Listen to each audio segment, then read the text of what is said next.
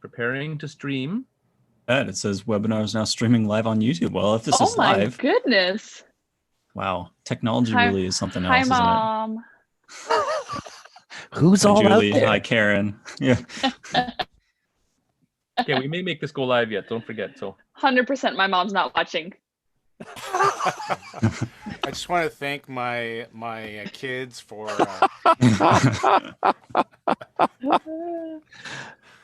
Okay, go ahead. All right. Well, assuming that we're live now, welcome here to both Kenton, David, Chloe, myself, but also to anybody watching either now or in the future. Obviously, there's been some change ups due to Code Red and the subsequent changes to CMU that have followed. So we cannot record in person anymore. So we're doing the best we can. We're making do with the technology we have and trying some new formats. Hopefully, this goes up on the Wittenberg Radio YouTube page. That would be awesome instead of the CMU page. Hopefully we can remain a weekly program doing it through this medium, but we'll see. We'll do our best.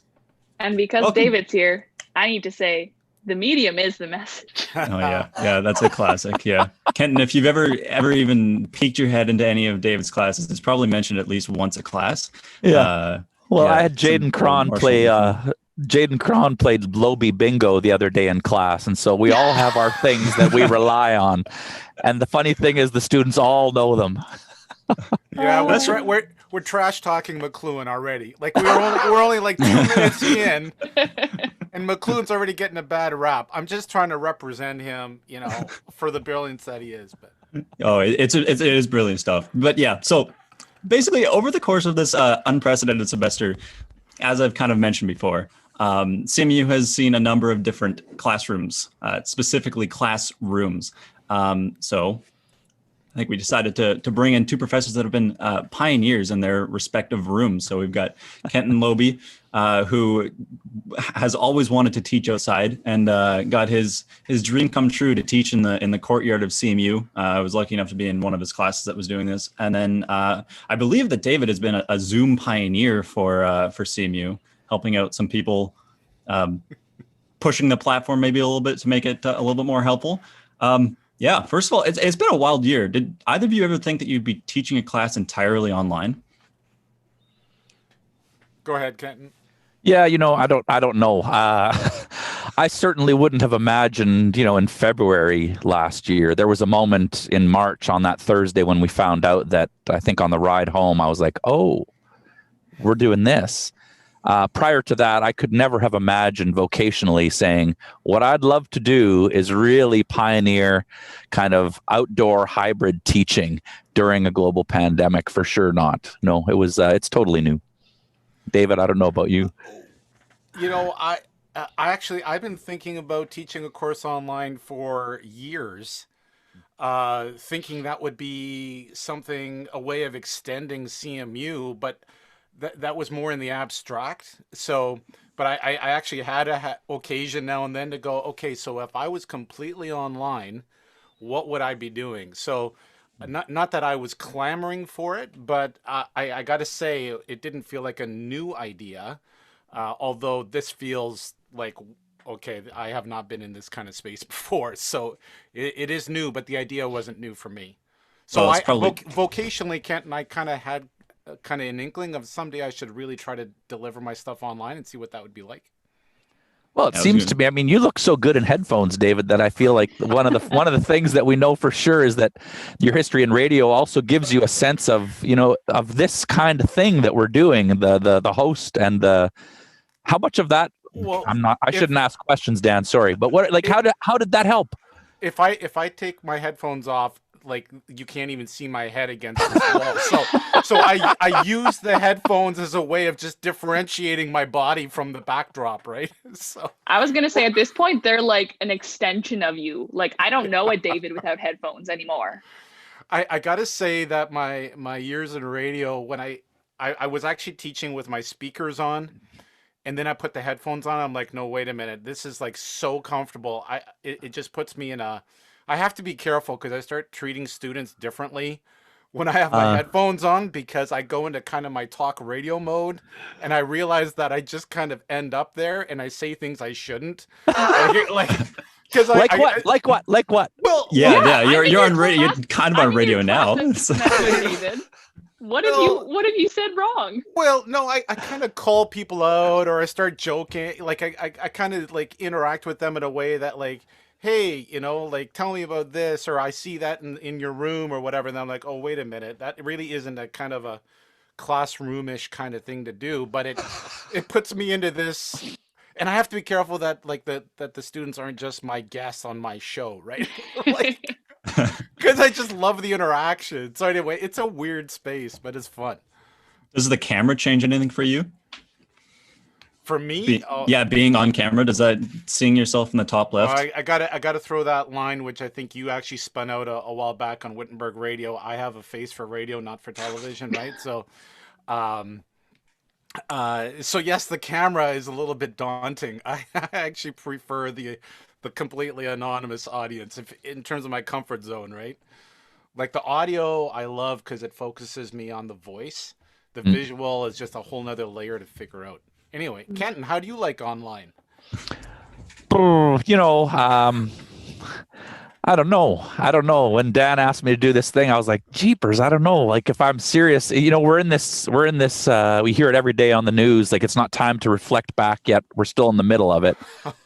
And so that was one of the things that came to my mind. I've certainly noticed a real significant, I've done a few changes over the term, and that might be one of the other differences, is that we did a course in the summer, and there was a few folks at CMU that did courses in the summer all online, and I was really pleased for that all online experience. When we got to September, we did this hybrid thing, or I'm not even sure if that's the right word, but we had people in the screen and we had people in person, and my own kind of default as a teacher is to the person, right? Like to the eye contact and realizing what the body can do in a classroom and having people sitting on the floor. And so that was kind of upended for me as that began, and that was replaced with being outside. And I bought a selfie stick and I was out with data on a phone. I had just got a phone in March because of the pandemic, and so I'm a Luddite by kind of nature, and have felt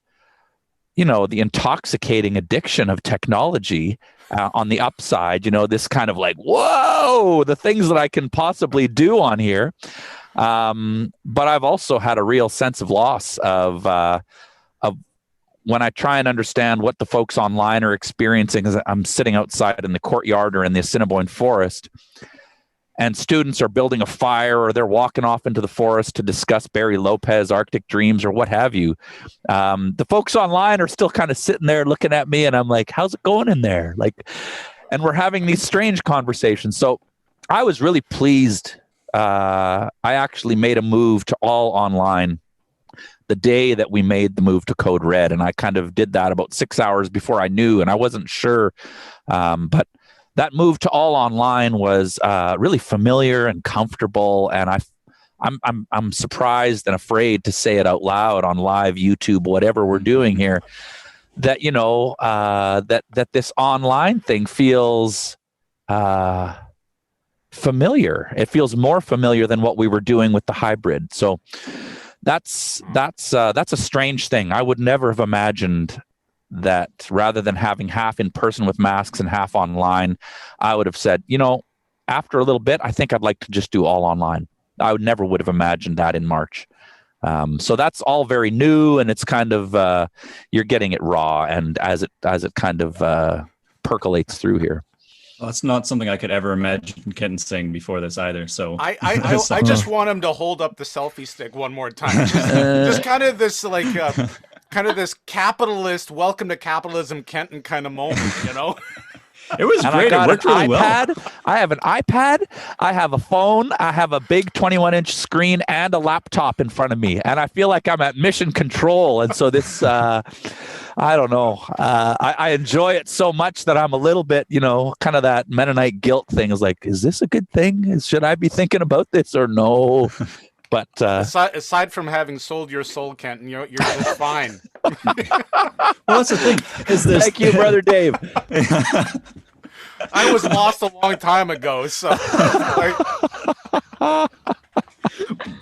That's one of the crazy things it's this totally semester, though. disorienting. It's totally disorienting, is all that I would say. And I'm still trying to figure out how it feels, and I'm looking forward to Christmas break to do a bit of a post-mortem on semester one and think about how we dive in, because I don't think we're going to have the same period of time to sit with students in the classroom. And I recognize that was really helpful for me in the beginning of the semester.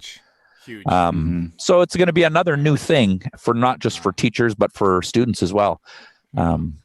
Yeah. I mean, one of the things that I've heard from my friends that have gone to other universities that are doing asynchronous classes is that they're really not enjoying it. And CMU very early on made the call to not do asynchronous classes, to do classes no matter what. If it was online, you show up in your Zoom class for this time.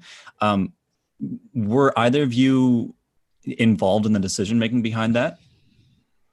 David, I think you were intimately involved in that conversation.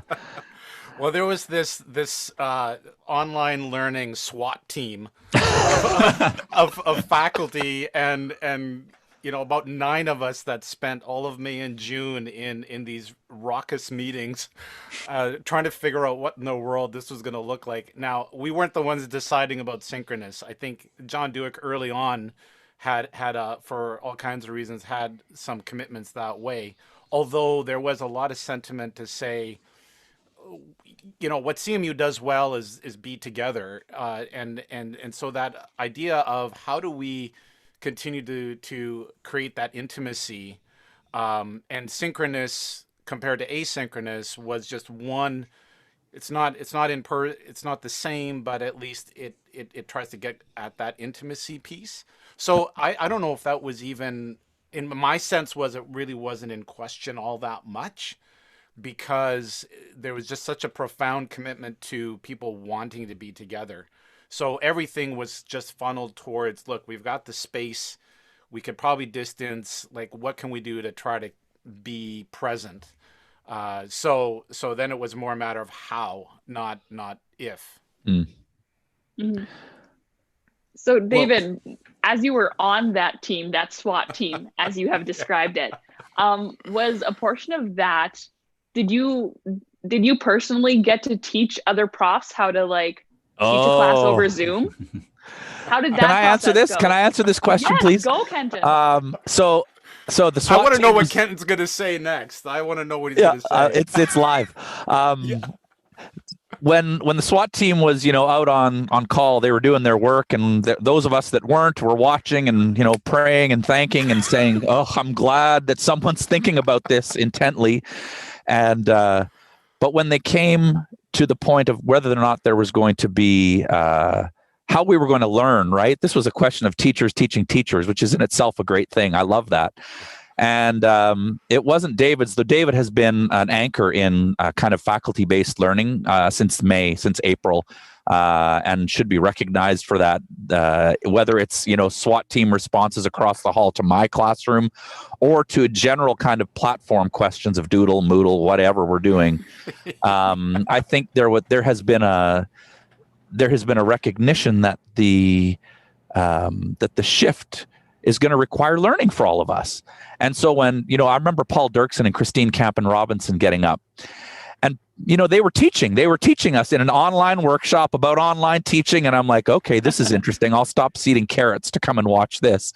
And Paul Dirksen was wonderful. Like, he was playing Paul Dirksen in this film, and he was, I'm not sure, his syllabus was totally different about no devices in class, and he was wrestling in the midst of the workshop with the thing that he had to do. And Christine was gently talking him around it, and he was, okay. And I don't know if it was scripted or if they were just kind of collaborating based on the ruckus meetings they'd had, but it was incredible to watch. It was actually quite fun to be taught by my colleagues in a classroom capacity building kind of way. That was something that I think the SWAT team did really intentionally. So what the model was is that, there were a whole bunch of faculty that took on different pieces of strategies, and everyone researched online learning in their own disciplines and then brought that in to larger faculty sessions. So we'd have like 20, 30, 40 faculty in a Zoom call and two people leading that conversation. So, and some of it didn't work at all. Like we realized we didn't know how to do this, right? Like just in the faculty meeting, and then you figure it out. So there were a whole bunch of kind of pairs of people that took on different questions about how to do this and brought that resource in. So it was super fascinating. I mean, we got to experience each other as teachers, which we typically don't get to do, right? So it was very interesting and some pretty intense conversations about what we thought was going to work or not. You know, where were the gaps? Yeah. So it was crazy intense, but it was also very fun. Yeah. You get to fill out the evaluations at the end. I never saw that. No, Not we too didn't. bad. When was the last time either of you took a class? Just out of curiosity. 2001. I mean, depends on what kind. Like I took courses a couple of years ago, actually online, through Duke University, which has served me super well. There were some amazing instructors that I got to experience, but that was more it was more like a professional development-ish type of scenario. So 8 weeks, not 13, and not quite as massive as what we're doing. But yeah. Fair enough. Well, all this talk about Zoom and online learning, David, would you ever consider pulling a Kenton and teaching some of your classes outdoors? I'm gonna I'm gonna defer to Chloe on this one. There She you go. is my alibi. Yes, Nice. I am. Let's have it. We have done that right at the beginning of the semester in our Christianity and the Mass Media class. We had plenty of opportunities where we would get a reading and we would all do the reading. Hopefully we would all do the reading before the class began. And then the way that we would have our class discussion is we would like pair up and like go for a walk and then all meet back together at picnic tables and talk about it. And honestly, I loved it. Like walking and talking, there's something about that that form of communication that like brings words out a lot easier than just sitting face to face. So yeah, we went outside. We had a great time. I would, and I will add, Daniel, to your question. When I walked into class and saw the sun was shining, that this might work, the only thought that went through my head was, could I ever be like Kenton Lobe? Maybe this is my moment to rise to the call of nature. So I'm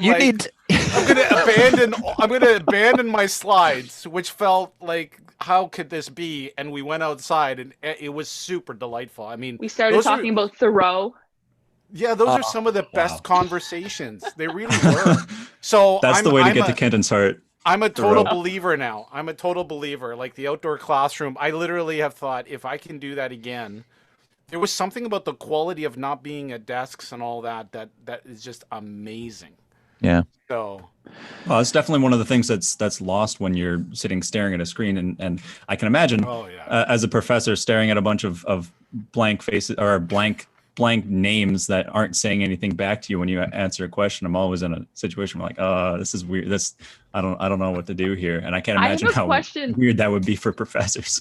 I have a question regarding that. What is kind of your percentage of like cameras on versus cameras off? Oh, I have very little patience for cameras off. I know there's a big debate about it, and I've just kind of resisted following it because I feel like, you're not there when your camera's not on. So I try and do it gently. I haven't made anything in my syllabus about it, and I haven't done anything in person about it. But I definitely try and create a little bit of pressure for those who have cameras off.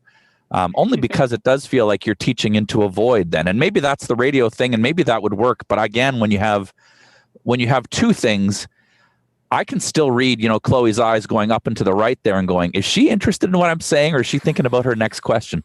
And if your camera's, and I'm like, oh, brother. But if your camera's off, I have no idea. And I've actually been really encouraged when I can't use my eyes, to say, Dan, I'm looking right at you now, which I could do in a classroom. I can vocalize and verbalize that in my teaching and draw people into conversation in ways where they think, oh, geez, I better pay attention. Lobe's he's gonna be calling. He's gonna be, and so I like that part. That's part of the classroom that I'm happy to find still on Zoom. I'm conflicted over the webcam because the way that I see you in person, and we know this is 3D, and it isn't as it's not as intimate as in Zoom. I don't know how to explain that exactly, but like you can casually be looking at people in a classroom and it doesn't have that same intensity. Whereas if you are on your webcam and you're staring back at me and I point at you and say, do you want to say something? There's a kind of intensity to that. That No kidding. That's kind of like almost this affront for people. Like it's putting people on the spot, which if I did the same thing in class, it wouldn't come off that way. So I get it where, like, when I think about communication apprehension and people who are less comfortable in social spaces speaking, I've had some people who, when we go to a breakout or something, they'll actually leave the class and then come back in again. And just through personal conversation and other things, I've realized they're not just skipping out. It's just that this is intense. This 2D into webcam thing is just got a different feel to it. So I'm kind of half and half, you know, like some days I'm like, yes, I would love the video, but at the same time I realize, I don't know how you experience it as students. Like, does it feel more That's intense? a good question. I would say from a student perspective, I understand the intensity, but I also understand like the intensity in a way of like invading someone's personal space, even though you're not in their personal space. That's like, is that how you feel it? A little bit. Like I'm like, oh man, like I'm in Dan's room right now. This is weird. Like I'm looking at his posters. I'm like, he's got a bike. But I enjoy having my camera on because I'm also the type of person, as Kenton was saying, like I'm very perceptive to like little changes in facial expression. And especially I'm in a lot of classes with David, and he's a very expressive speaker, and that's something I'm used to in the classroom. So keeping that consistency with seeing his face as he speaks and being able to respond to it with mine is something that I find important. I mean, it's super satisfying when that happens. Fun fact, there are faculty in faculty meetings. Somebody was mentioning this. They will go unnamed. When we have 40 people in a faculty meeting, they'll spotlight one other faculty member and just track all their reactions to whatever's going on in the meeting, just as kind of a form of entertainment for themselves. Because instead of having the whole gallery view, they'll just pick one person. And so it's like, okay, for today, I'm going to watch Carl Coop's reactions to our agenda or whatever, right? Which I just thought. That's great. So then How do other I get in people on that? Well, you just have to like pin your one faculty member onto your screen, and then you can just focus on them rather than just seeing the maze. So there are faculty who are starting to entertain themselves with other faculty members' faces and reactions. So Well, yeah, that's just a fun fact.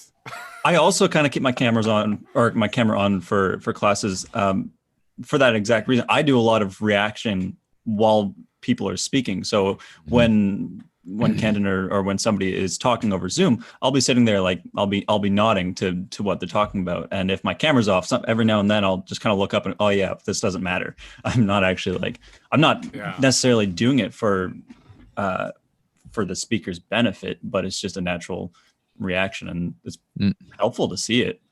But do you two, as professors, do you see that when we are like nodding along? Like, is that something that you guys recognize? Yes. Oh, totally. Okay. It's a big deal. It's a huge deal. Any sign of life is profoundly appreciated in the Zoom space. Like I see that nod. Even if it's just momentary, it's like, okay, I'm still and reaching someone.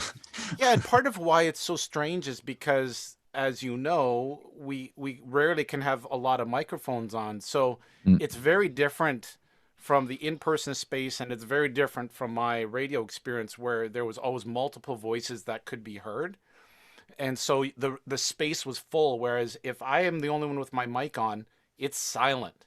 Yeah. It's just my voice, and that is just unnerving. So then the visual becomes super comforting, like it's super helpful, you know. Yeah. If you want to make a professor's day, just look at them and nod into your Zoom camera. Yeah. And there'll be like, I don't know that if you experience that, Kenton. Yeah, absolutely. I mean, I could name for you the students that do it religiously and that have reflected on their kind of listening habits in class, and they say, yes, I do this. And yeah, it does actually make a difference. And actually it's like you're talking about, David, that nodding, that bodily reaction is a helpful piece. I've also noticed that when I'm online with not having a chalkboard.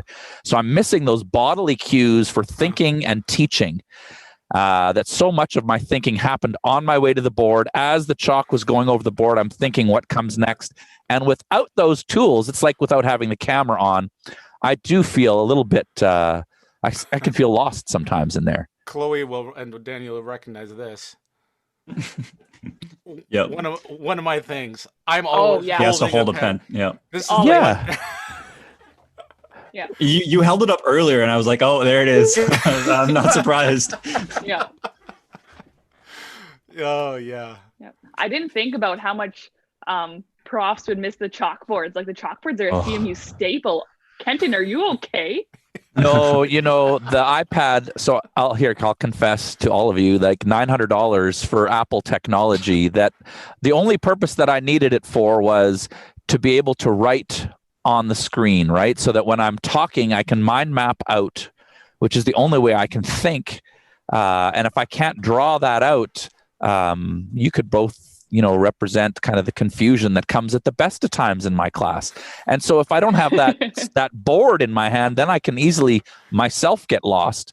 And I realize that so much of my speaking and teaching and engaging is tied to the board. The board's like another character in my teaching repertoire. So an iPad has been helpful for that, or, you know, something you can write on the screen. And I know others, Chris is doing it online. Chris Huebner's doing from classrooms, but he has another camera just set on the board. So he's got one on him, and then when he goes to the board, he's got the chalkboard so that it's legible. And yeah, those are interesting conversations and learnings in the midst of all this. So Kenton, just for your I don't know if you know this, but you can attach your iPad to Zoom as a second camera, just with a cable, and now you can choose two things to share at the same time. It just came out. I don't even know what you mean. What are you talking about? I just figured out how to do screen mirroring so that if I'm sharing my screen, I can click iPad. And but now you're telling me how could I possibly share two screens? There's only one screen. Well, yeah, I see. I don't know how to teach you that. I was gonna say, it sounds like David needs to create another course. Yeah. But this is part of it, right? That the tech adaptation is, and I feel like, you know, I'm curious how students experience it, because I do feel like we're teaching digital natives, and I've experienced a whole lot of grace from students who are forever helping me. Dan, yesterday, how do you share a Word document on Office 365? And Dan's teaching me, and he's like, get your mouse up to the top left corner, Kenton. And I'm like, oh yeah, okay. But how that's experienced, because it does feel like the screen time has been a different. I didn't learn this at your age, and so that whole concept, I'm interested in how that impacts kind of the work that we're doing as we're teaching now, and as we look back and loop into the learning and say, what was this all about? I did a presentation in the class this morning, and I had to share a PowerPoint in order to do that presentation. And with the prof I was with, I had to kind of go through it, like, okay, like you have to allow me access, you have to press this button and this button. And like, I'm happy to do that. But what's the best part is like the gratitude you get from the prof. They're like, I'm learning so much. And you're like, the tables have turned here, and it's a little weird. That's great. I love that. But there's certainly, like, I definitely get a gratitude whenever I unmute and I'm like, okay, this is what you want to do. So it's definitely a little bit of an uncomfortable situation teaching the professor. But do you like doing that? Because I mean, I would just, if rather than it being annoying, if you like teaching us, I would say I will ask you to do more of that. You know what I mean? Like, Yeah. It is fun. The because it's sometimes a little strange though when you're sitting in a position. I mean, this is going right into Kenton's repertoire, but the power dynamics between the prof and the teacher when you're sitting there at the start of class and the prof doesn't know how to get the Zoom to show up on one thing and the the PowerPoint to show up on the other. It's like, I could go up there and maybe do this, but how is that going to look? How are they going to feel about that, me doing this in front of the entire class? It's a little bit strange sometimes. Grateful. I think Chloe, that's helpful. Yeah. I mean, from my side of things, Kyla Wilm said the first day of school when we were sitting outside, I was like, so what is it that we need to know going in for students? She's like, extend grace. And I'm like, oh yeah. And I've found that students are doing the same thing back to us. And so that's how it's in my classroom. That's how it's experienced when, because looking like a fool in front of people on technology is something I'm comfortable with. But I'm also, it's also tiring. You're kind of forever trying to figure out how not to look like a fool. Anyway. Yeah. And I would say, David, you've created like this little legion of people who are ready to like help other profs figure out what to do, because I'll be in a class and something's going wrong. And I feel this like duty as a communications major. Like, I'm the one who has to say something here. I'm a comm major. I don't know, Dan, if you feel that too. A little bit. Yeah. Well, I'm so glad that you now feel burdened with the obligation to carry. Yeah, that's a good way of putting it. Yeah. Yep. Well, and I mean, the interesting thing is that there's kind of a misnomer that because we're in communications and media, then we must know technology. This is part of that digital sublime, the ever magic technology that we must all be imbibing, because that's what you do when you study media. And I mean, I've always been on this side of the microphone, right? I haven't been on the other side as the tech guy. So it's kind of been like, I'm comfortable learning it and I've been around it, but a lot of my May and June was just putting in the hours, researching and digging and learning, and then saying, okay, I'm willing to kind of bring that forward. But sometimes I think people thought I actually knew earlier in my life how to do this stuff, which the fear factor wasn't there, but the knowledge wasn't necessarily so. My brother said to me, because he's been in a lot of online training type scenarios, he said the one mistake that the biggest mistake that faculty will make is to think that in-person teaching, like to try to do the same thing online as they do in person, or to think of it as like, how close can I get? So this is so different from in person that it's like learning what the affordances are, learning what the new possibilities are. Like Chloe, you offered this awesome track that I play on Spotify to start class.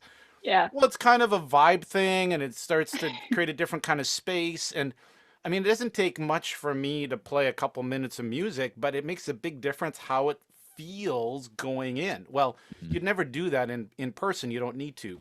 But online, maybe playing music tracks going in is actually not like it actually makes it better, right? Yeah. Like I learned that some other students enjoy the same type of music that I do in the beginning of one of your classes, and we had a conversation about it afterwards, right? Like that doesn't normally happen. Yeah, so if you like my kids' playlists, that's what you're gonna get, because my own personal taste would be awkward, but Is this the David that says things he shouldn't say online? Is this where we're getting there? We're exactly, Daniel. You're now noticing why I worry about these spaces. Yeah, I'm just curious what kind of awkward music you listen to. That's what I'm taking away from this. I just think it wouldn't be on your playlist. It's not that it's uncomfortable. It's just that it's not that robust. It's but I love the stuff that I'm getting from other people, right? So as long as I can kind of do that, I'm happy to play it. But I have no idea if people like it or not, right? Like I'm not a curator in that sense. Right. Well, This has been an amazing discussion. I guess as a kind of a final statement, going back to a bit about what David was talking about with the, or maybe it was Kenton, I can't even remember. Somebody was talking about extend grace to students. There it is. But I'd really love to say that I think all the faculty and staff have been doing super well with all this.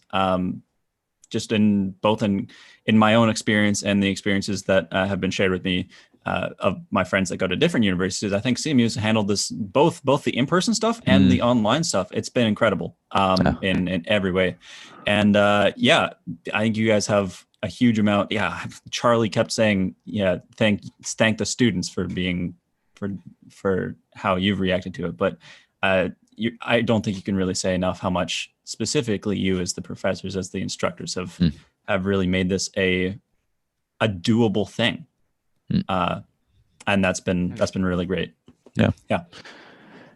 No, it's very fun, and it's lovely to have the familiarity of the season present in the midst of what is otherwise very uncertain. And that's the relational piece that happens in learning that I think is, I'm excited that that's still present for a whole bunch of reasons, but for a handhold in the midst of otherwise uncertain times. There's the affordances like David talks about. Those are helpful ways to see. So, it's good. Thanks for this conversation. This has been super fun. Thank you guys. It's been great. Yeah, thanks for coming. Yeah, perfect. Yeah, thanks for joining. Guys. Thanks for joining. Yeah, specifically, thank you for joining the Zoom. Where are we right now? I know. Thanks for existing. I don't know. Like, what is the word for Zoom? I don't know. Zoomland. Sounds like a terrible Michael Jackson ranch. I don't know. That's not. I can't. Can I say that? Is that okay for me to say? See, Chloe's face is saying no. Yeah, no. You're saying things that you wish you hadn't said on radio, right? Yeah, great. Yeah, thanks. Wow, what a great way to end this segment. It's so good. All right. So, Dan, does this mean we're getting into quick wit? Now, you two can stay for quick wit if you like, or you can head out. Up to you.